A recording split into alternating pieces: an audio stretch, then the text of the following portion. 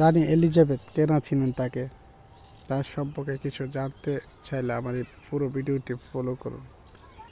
দ্বিতীয় Elizabeth Elizabeth Alexander Mary 21শে April 1926 সালে 8 সেপ্টেম্বর 2022 এবং 6 ফেব্রুয়ারি 1952 থেকে 8 সেপ্টেম্বর 2022 সাল পর্যন্ত যুক্তরাষ্ট্রের রানী ছিলেন। তিনি তার রাজত্বকালীন যুক্তরাষ্ট্র ছাড়াও আরও প্রায় 32টি দেশের রানী ছিলেন এবং মৃত্যুকালে তার রাজত্ব ছিল 14টি।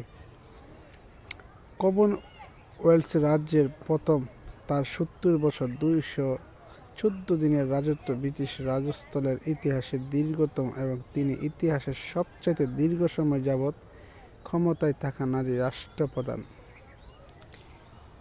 এলিজাবেথ লন্ডনের মেফেয়ারকে ইয়র্কের মেয়র এবং ডাচেসের পরে রাজা জর্জ এবং রানী এলিজাবেথ প্রথম সন্তান হিসেবে জন্মগ্রহণ করেছিলেন। তার বাবা 1936 সালে নিজের ভাই রাজা অষ্টম এবং এডওয়ার্ডের পরে সিংহাসনের আরোহণ করেছিলেন, আর সেই সময় থেকে এলিজাবেথের সিংহাসনের উত্তরাধিকারী ছিলেন। তিনি বাড়িতে ব্যক্তিগতভাবে শিক্ষিত হয়েছিলেন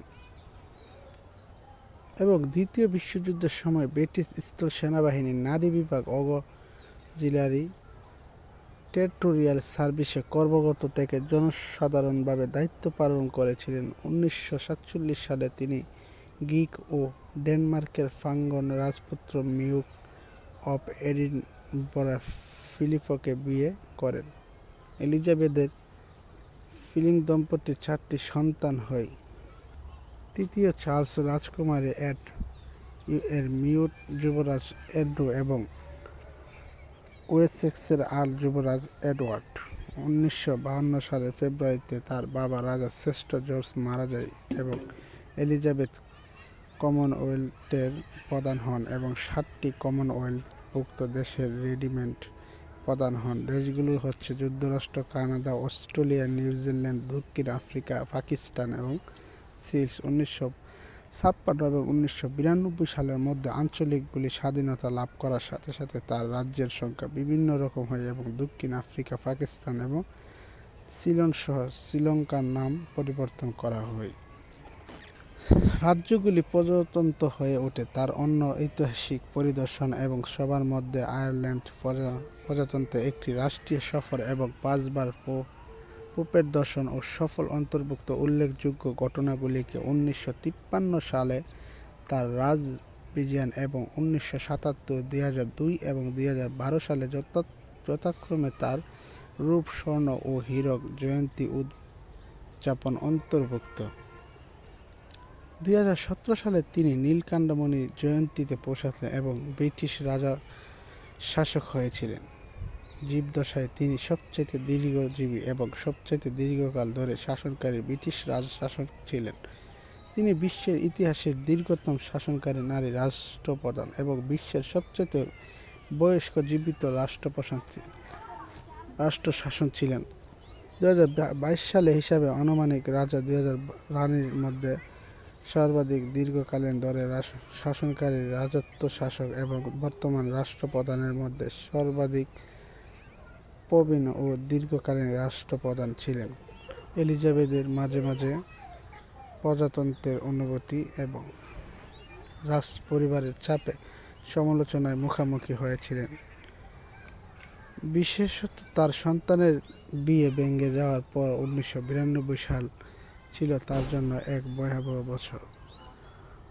অনাথ হিরিবিলিস এরপর 1997 সালে তার প্রাঙ্গণ পুত্রবধূ ডায়ানা প্রিন্সেস অব ওয়েলসের মৃত্যুর পরে তিনি সমালোচিত হন। যাই হোক, যুক্তরাজ্যের রাজকর্মের পক্ষে সমর্থক তার ব্যক্তিগত জনপ্রিয়তার পাশাপাশি ধারাবাহিকভাবে উচ্চত ছিল। 2022 সালের 8 সেপ্টেম্বর তিনি বালমোরাল দুর্গ-স্টোরহ্যান্ড মৃত্যুবরণ করেন। তার মৃত্যুর বিশ্বের বহু নেতা, যুক্তরাষ্ট্র এবং কমনওয়েলথের রাষ্ট্রগুলোর সরকার প্রধান সহ বহু সাধারণ মানুষ শোক প্রকাশ করেন। 12 সেপ্টেম্বর তার ছেলে চার্লস তাকে আনুষ্ঠানিকভাবে স্থলভিত্তি করেন। 1951 সালের সময় ষষ্ঠ জর্জ স্থানের হাটিঘাটে এবং এলিজাবেথের প্রায়শই সর্বজনীয় ইভেন্টগুলিতে তার হয়ে কাজ করত। 1951 সালের অক্টোবরে তিনি যখন কানাডা সফর করেছিলেন তখন ওয়াশিংটন ডিসি রাষ্ট্রপতি হ্যারি এস টমাসকে দেখতে গিয়েছিলেন। তার ব্যক্তিগত সচিব মার্টিন চার্টার এসে রাজা সফলভাবে মারা গেলে তার মৃত্যু সংক্রান্ত একটি খসড়া বহন করেছিল। 1952 সালের গোড়ার দিকে এলিজাবেথের এবং ফিলিস কেরিয়ার সাথে অস্ট্রেলিয়া এবং নিউজিল্যান্ডের সফরের উদ্দেশ্যে যাত্রা করেছিল। 1952 সালে ফেব্রুয়ারি মাসে তারা টেনসন হোটেলে রাত কাটানোর পরে তারা কেরিয়ার বাড়িতে সাগারফলরে ফিরে এসে রাজার মৃত্যুর খবর শোনেন। ফিলিপ নতুন রানীকে খবরটি দেন। মার্টিন চার্টারিস তাকে একটি নিয়মিত নামকরণ করতে বলেন। তিনি অবশ্যই এলিজাবেথের নামে থাকতে নিয়েছিলেন। এইভাবে তাকে দ্বিতীয় এলিজাবেথ বলা হয়, যা স্কটল্যান্ডে অনেক স্কটকে বিরক্ত করেছিল কারণ তিনি স্কটল্যান্ডে রাজত্ব করার প্রথম এলিজাবেথ ছিলেন। তিনি তার রাজত্ব জুড়ে রানী হিসাবে ঘোষিত হয়েছিলেন এবং রাজকীয় দলটি তাড়াতাড়ি যুক্তরাষ্ট্রে ফিরে। এলিজাবেথের অধিগ্রহণের পরে সম্ভবত মনে হয়েছিল যে রাজকীয় বাড়িটি মিউক অফ এডিলবার্গ নামটি বহন করবে। স্ত্রী বিবাহের পর তার স্বামীকে উপাধি নেওয়ার রীতি অনুসারে মিউজিকের মা lord Mountbatten house of Mountbatten নামটির পক্ষ ছিলেন। ফিলিপ হাউস অব এডিনবার্গের পরামর্শ দিয়েছিলেন তার দৈব্য উপাধির ছলে।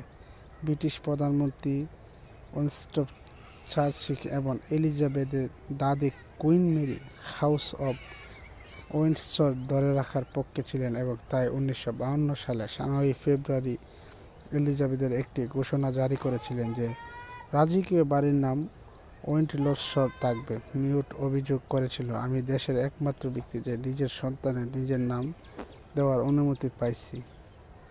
1953 সালে কুইন মেরির মৃত্যুর পরে এবং 1955 সালে চার্চিলের পদত্যাগের পরে 1960 সালে ফিলিপসের ও এলিজাবেথের পুরুষ বংশধর যারা রাজকীয় উপাধি রাখেন না তাদের জন্য মাউন্টব্যাটেন উইন্ডসর উপাধি গৃহীত হয়েছিল।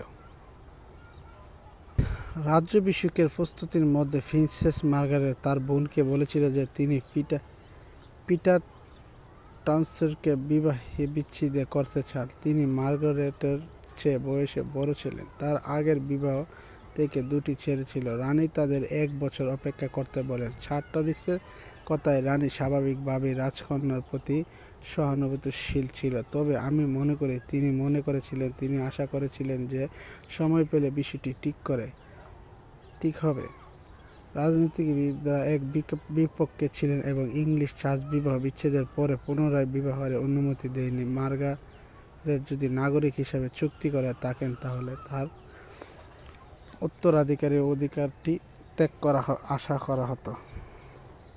মার্গারেট টাউনসেন্ডের সাথে পরিকল্পিত ত্যাগ করার সিদ্ধান্ত নিয়েছিল। 24শে মার্চ কুইন মেরির মৃত্যুর সঙ্গে 1953 সালের 2 জুন রাজাভিষেক পরিকল্পনা অনুসারে এগিয়ে যান, যেমনটি মেরি মার মৃত্যুর আগে চেয়েছিলেন। অভিবেশক এবং পতন বাদে ওয়েস্টমিনিস্টার আবেগে অনুষ্ঠানটি প্রথমবার টেলিভিশনে দেখাতে হয় এবং কমনওয়েলথ দেশগুলির ফুলের প্রাচীনদের সাথে তার নির্দেশ এলিজাবেথের অভিবাসক গ্রাউন্ডটির সূচিকর্ম করা হয়। 2002 সালে তিনি আনুমানিক $70 মিলিয়ন একটি সম্পত্তি পেয়েছিলেন যার মায়ের কাছ থেকে। দ্য সানডে টাইমস লিস্ট 2020 সালে ব্যক্তিগত সম্পদ $350 মিলিয়ন আনুমানিক করেছেন, যা তাতে যুক্তরাষ্ট্রের 232তম ধনী ব্যক্তি হিসাবে 1999 সালে সানডে টাইমস রিচ লিস্টে যখন এটি শুরু হয়েছিল তখন তালিকায় শীর্ষে ছিলেন তিনি, যার প্রতিবেদনে তার $5.2 বিলিয়ন রয়েছে দেখানো হয়েছে, যার মধ্যে রাষ্ট্রীয় সম্পদ অন্তর্ভুক্ত ছিল যা ব্যক্তিগতভাবে তার ছিল না, আনুমানিকভাবে যার আজকের মূল্য $13 বিলিয়ন। রয়্যাল কালেকশন, যার মধ্যে হাজার হাজার ঐতিহাসিক শিল্পকর্ম এবং ব্রিটিশ ক্রাউন জুয়েলার্স অন্তর্ভুক্ত রয়েছে, এটি ব্যক্তিগতভাবে মালিকানাধীন নয়, তবে রানীর বশর্তে ছিল। তার সরকারি বাসবনপত্র যেমন বাইকহাম ফেলস এবং উইন্ডসর ক্যাসল এর ডাচি অফ ল্যান্ডস্টক $1 মিলিয়ন মূল্যের সম্পত্তির মালিক তিনি। 2013 সালে ফাঁস হওয়া প্যারাডাইস ফেডারেশন দেখায় সে ডাচি অফ দ্য ল্যান্ডস্টক বিদেশের দুটি কর অঞ্চল ক্যামেন দ্বীপপুঞ্জ এবং বারমুডায় বিনিয়োগ করেছিল। সান্দিস্তাম হাউস এবং বারমুডা ক্যাসল ব্যক্তিগতভাবে রানীর মালিকানাধীন।